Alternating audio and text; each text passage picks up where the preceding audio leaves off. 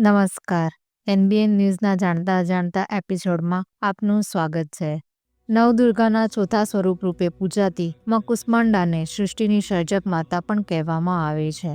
પુરાણોમાં વર્ણ્યું છે કે જ્યારે આખું જગત શૂન્ય અને અંધકારમાં ગરકાવ હતું, ત્યારે ક્યાંય પ્રકાશ કે જીવન ન હતું, ત્યારે માં કુષ્માંડાએ હળવા સ્મિતથી બ્રહ્માંડને જન્મ આપ્યો. એ સ્મિતમાંથી જ સૂર્ય, ગ્રહો, તારાઓ અને સમગ્ર સર્જન થયું. એટલા માટે એમને આદિ સ્વરૂપા અને જગતજનની કહેવામાં આવે છે. માં કુષ્માંડા અષ્ટભુજા દેવી છે, એટલે કે એમના 8 હાથ છે.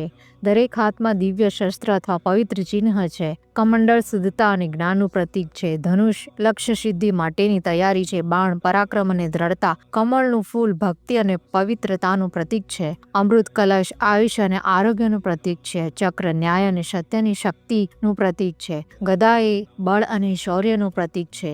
જપમાળા ભક્તિ, ધ્યાન અને એકાગ્રતાનું પ્રતીક છે. માં સિંહ પર સવાર છે, જે પરાક્રમ, બળ અને નિડરતા દર્શાવે છે. એમના મુખ પર હંમેશા દિવ્ય સ્મિત રહેલું છે, જે દર્શાવે છે કે જીવનની સૃષ્ટિ પ્રેમ, આનંદ અને પ્રકાશથી જ ઊભી થાય છે. તો આવા જ નવા એપિસોડ સાથે મળતા રહીશું. ધન્યવાદ.